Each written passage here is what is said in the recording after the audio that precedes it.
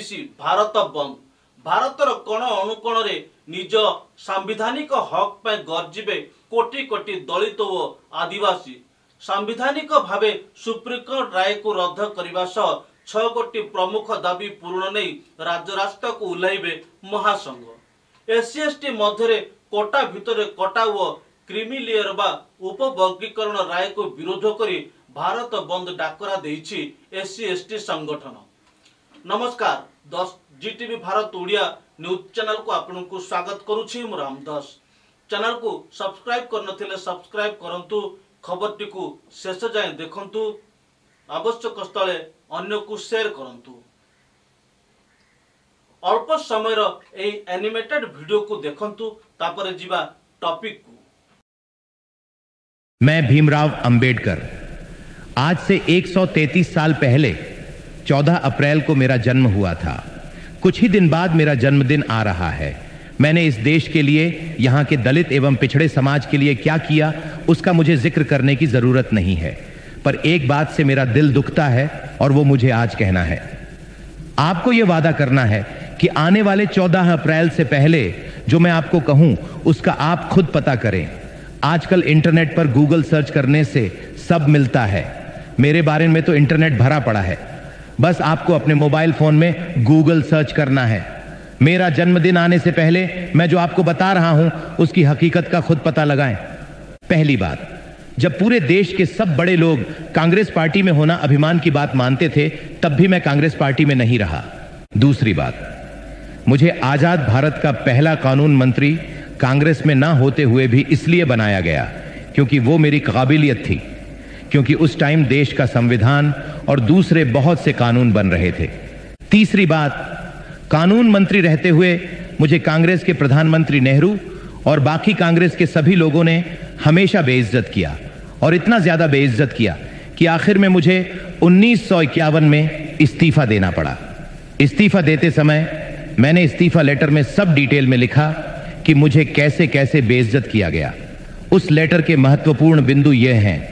पहला, मुझे कभी भी कोई महत्वपूर्ण पद कैबिनेट में जानबूझकर नहीं दिया गया और हमेशा साइडलाइन करके बेइज्जत महसूस कराया गया। दूसरा, नेहरू को दलितों की संरक्षण की बिल्कुल चिंता नहीं थी, बल्कि उसको मुसलमानों के संरक्षण में ज्यादा रुचि थी। तीसरा, नेहरू ने देश की विदेश नीति की वॉट लगा रखी थी। एक भी देश भारत के साथ नहीं खड़ा था और कश्मीर के मुद्दे पर तो उसने और ज्यादा हालत खराब कर दी थी। चौथा, हिंदू कोड कानून भारत में समाज सुधार का एक बहुत बड़ा हथियार था और यह मेरे दिल के बहुत करीब था। इसको नेहरू ने कभी पास नहीं होने दिया। मैंने जितनी कोशिश की नेहरू और कांग्रेस ने उतना ही ज्यादा रोड़ा अटकाया। इन सब बातों से परेशान और बेइज्जत होकर मुझे अंत में इस्तीफा देना पड़ा। आप इसका पता करो गूगल से।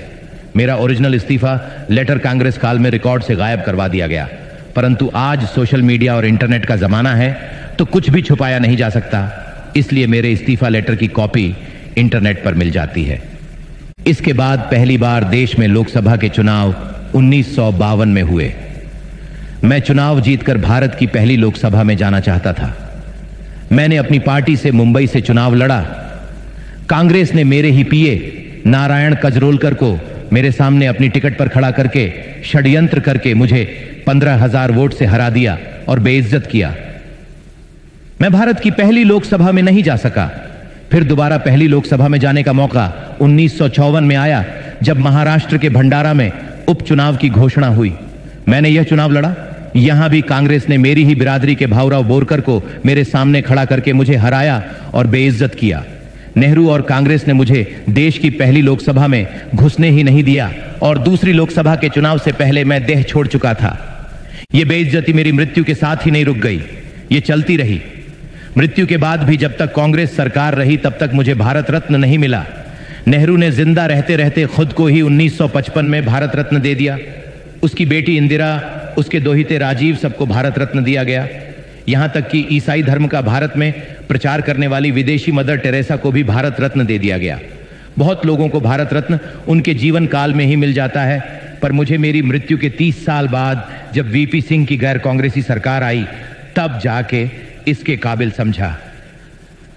मुझे बड़ा दुख होता है जब मैं ये देखता हूं कि मेरा अपना समाज, जिसके लिए मैंने अपना सब कुछ कुर्बान कर दिया, वो उन लोगों का वोट बैंक बना हुआ है जिन्होंने ना केवल जिंदगी भर बल्कि मरने के बाद भी मुझे इतना बेइज्जत किया। आशा है कि यह जो कुछ मैंने कहा है, इसकी सच्चाई का आप लोग मेरे जन्मदिन 14 अप्रैल से पहले खुद पता लगा लेंगे और मुझे जन्मदिन का यह सच्चा तोहफा देंगे। भारत माता की जय। माननीय सर्वोच्च न्यायालय 7 जणिया न्यायाधीश मानक खंडपीठ देथिबा राय विरुद्ध रे सर्वभारतीय स्तर रे आंदोलन स्वरूप भारत बंद डाकरा दिया जाइछि। समस्ते जानती जे माननीय सर्वोच्च न्यायालय 7 जन न्यायाधीश मानक मध्यरु 6 जन न्यायाधीश द्वारा एससी एसटी संरक्षण उपरे जो उपवर्गीकरण व क्रिमिलेयर राज्य मानकरे लागू करिबा पई देइथिबा राय देशर समस्त अनुसूचित जाति और अनुसूचित जनजाति मानक मध्यरे गोटे असंतोष व अस्थिर वातावरण सृष्टि करिछि। Baba Saheb doctor B R. आंबेडकर संविधान रे जो सामाजिक राजनैतिक अधिकार और संवैधानिक सुरक्षा प्रदान करिसंती ताहाकू खत्म करिबा व एससी एसटी तालिका रे थिबा उपजाति मानक मध्यरे भेदभाव सृष्टि करी एससी एसटी एकता को नष्ट करिबारे विचार विभाग द्वारा यथेष्ट प्रयास करा जाउछि। एही सुचिंतित षडयंत्र को एससी एसटी रे समस्ते बुझिबाकू पड़िबो। केवल एससी एसटी लोकंक प्रति एभली वैमातृक मनोभाव कहीं उपवर्गीकरण व क्रिमिलेयर केवल एससी एसटी को लागू कहब कहीं अन्य उच्च वर्गर ईडब्ल्यूएस बा सुदामा कोटारे यह लागू हेब नाही कहीं बोली प्रश्न करा जाउछि। सेमाने एससी एसटी वर्गों ठारू शिक्षा सामाजिक आर्थिक इत्यादि सबु क्षेत्र रे बहुत आगरे अछंती। राजनैतिक शिक्षा चाकरी क्षेत्र रे संरक्षण द्वारा एससी एसटी लोकंकर समाजर मुख्य धारा को आसीबा प्रयास को मनुवादी शासक प्रशासक व विचार विभाग इत्यादि थिबा मनुवादी मानसिकतार पीड़ित लोक माने आदौ सह्य करि पारु नाहंती। तेणु सेमाने विभिन्न विभाग माध्यम रे संविधान रे उल्लेख एससी एसटी संरक्षण को आक्रमण करुछंती बा टार्गेट करुछंती।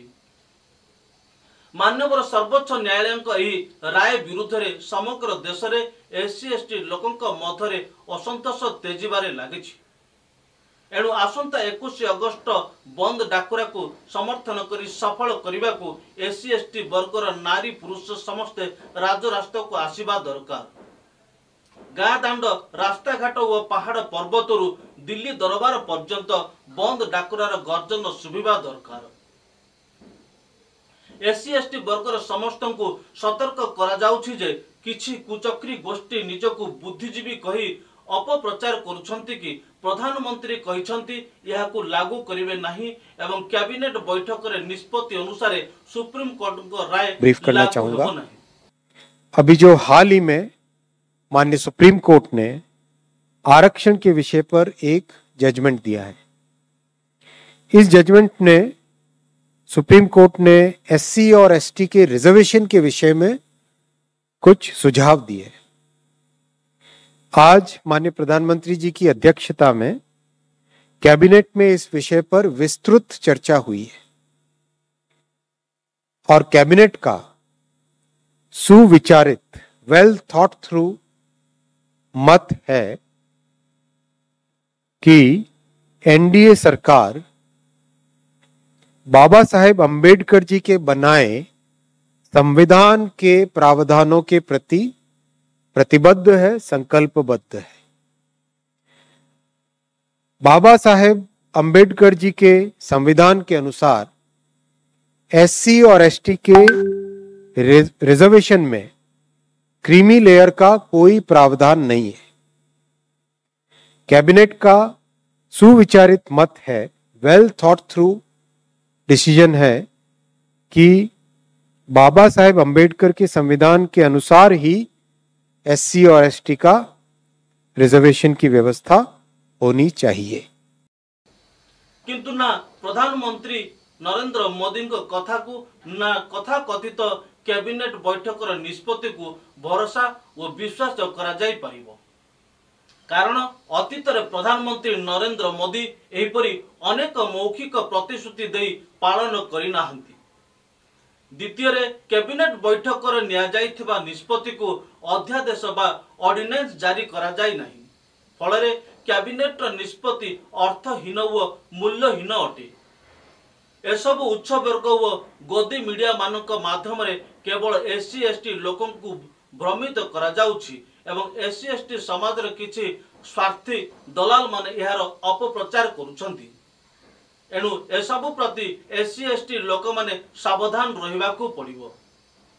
एठारे स्पष्ट करा जाउछि जे सर्वोच्च न्यायालयंकर यह मौखिक आदेश नथिला।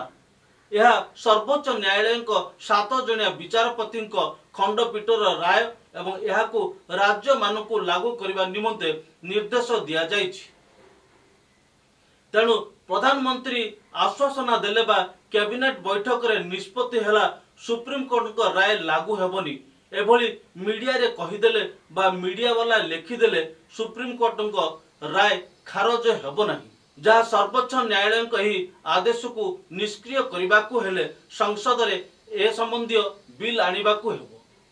जेहेतु संसद अनिर्दिष्ट काल पर्यंत स्थगित अछि तेणु कैबिनेट मंत्री परिषद संरक्षण संबंधित गोटी अध्यादेश आनिबार अछि और परवर्ती समय संसद रे संरक्षण सपक्ष बिल पास करी संरक्षण संबंधित समस्त अनुच्छेद गुड़ी को नवम सूची रे अंतर्भुक्त करिवार अछि।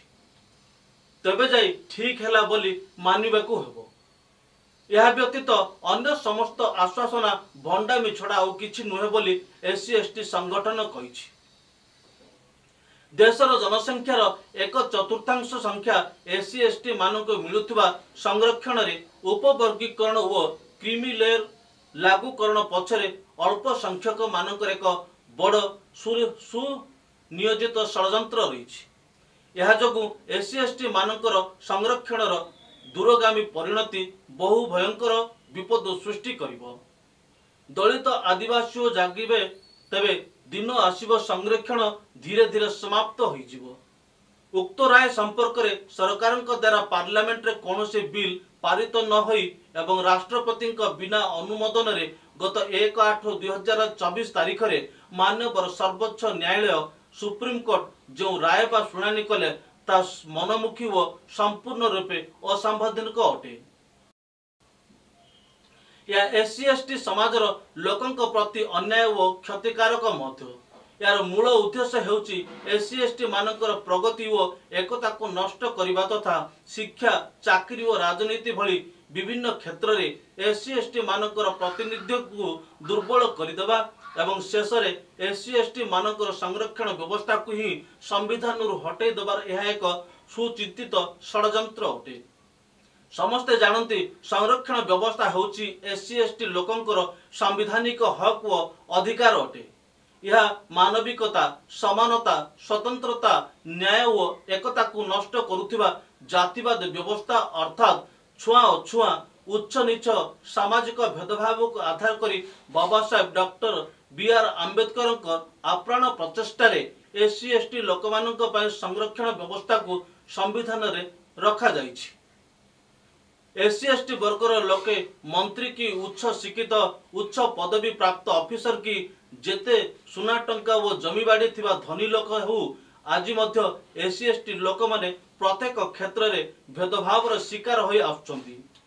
एणु केवल आर्थिक स्थिति को आधार करी एससी एसटी मानक प्राप्ति संरक्षण व्यवस्था को आक्रमण करी संरक्षण रे वर्गीकरण व क्रिमिनल लागूकरण प्रक्रिया एससी एसटी मानक मिलुथिबा संरक्षण सुजोग प्रति बड़ प्रतिबंधक। Even if Article 341 creates a deeming fiction, the provision does not create an integrated class that cannot be further subclassified. The provision only puts certain castes or groups or parts of them into a group called the scheduled castes. The castes or groups within the scheduled castes form an integrated class for the limited purpose of constitutional identification. They do not form an integrated class for any other purpose. We have also established through historical and empirical evidence that the scheduled castes notified by the President under Article 341 are a heterogeneous class where groups within the class suffer from varying degrees of social backwardness. But the first test is satisfied. The state, in exercise of its power under Articles 15 and 16, is free to identify the different degrees of social backwardness and provide special provisions such as reservation to achieve the specific degree of harm identified. If the scheduled castes are not similarly situated for the purpose of the law or the specific harm identified, there is nothing in Articles 15, 16 and 341 which prevents the state from applying the principle of subclassification of the class. Thus, the scheduled caste can be further classified if A. There is a rational principle for differentiation, and B. If the rational principle is a nexus with the purpose of subclassification. The scope of subclassification of the scheduled caste is summarized below. A. Since the purpose एणु यार प्रतिवाद स्वरूप आगामी 21/8/2024 तारिख दिन संरक्षण सुरक्षा एवं निजर तथा जातिर स्वार्थ हासिल निमित्त SC/ST समाजर लोकों द्वारा आह्वान करा जाउछि। भारत बंद आंदोलन को सफल करने निमंते समस्त SC/ST लोकंकर सक्रिय मानसिक विचार सह शारीरिक उपस्थिति अति जरूरी बोली कहिसंती। विशेषकर रायगड़ा जिलार मिलित SC/ST समाज, रायगड़ा डम समाज और आदिवासी महासंघ नेतृत्व एवं बामसेप कोरापुट रायगड़ार पूर्ण सहयोग और समर्थन रे SC/ST समाजर समस्त सामाजिक संगठन, राजनीतिक कर्मकर्ता, सरकारी और बेसरकारी कर्मचारी, युवक संघ, नारी संघ, छात्र छात्री और साधारण जनता को नहीं 21/8/2024 तारिख दिन भारत बंद आंदोलन को सफल करने को प्रयास करा जाउछि। दाबीगुड़िक मध्यरु प्रमुख दाबीगुड़िक हेउछि SC/ST संरक्षण रे उपवर्गीकरण और क्रिमिनल लागू पाई सुप्रीम कोर्ट रो 7 जणिया जस्टिसक खंडपीठ द्वारा राज्य मानकु निर्देश दिया जाइथिबा राय को बंद करा जाउ। अतिशीघ्र कैबिनेट बैठक रे सुप्रीम कोर्ट उक्त राय को रद्द करबा पाई अध्यादेश अणा जाउ एवं आसंता पार्लियामेंट सेशन रे उक्त राय को खारज करबा पाई बिल पारित करी ताको संविधान रो 9 अनुच्छेद रे रखा जाउ। विचार विभाग, रक्षा, साइंस एंड टेक्नोलॉजी, इसरो समेत घरोई क्षेत्र रे मध्य SC/ST पाई संरक्षण व्यवस्था लागू करा जाउ। न्यायाधीश नियुक्ति पद्धति कॉलेजियम व्यवस्था को उच्छेद करी NJSC नेशनल जज अपॉइंटमेंट कमीशन व्यवस्था लागू करा जाउ। SC/ST नियुक्ति रे कैंडिडेट नॉट अवेलेबल CNA एवं नॉट फाउंड सुइटेबल NFS प्रक्रिया बंद करा जाउ। 15% और 7.5% अनुसार प्रत्येक विभाग रे SC/ST कर्मचारी को प्रमोशन दिया जाउ। एही समस्त दाबी को नहीं राज्य रास्ता को उल्लाइब SC/ST संगठन। खबरटी को शेष जाए देखिथिबारु आपनको धन्यवाद। पुणी देखा अन्य एक खबर रे, से समय पर्यंत विदाय नौछि। नमस्कार।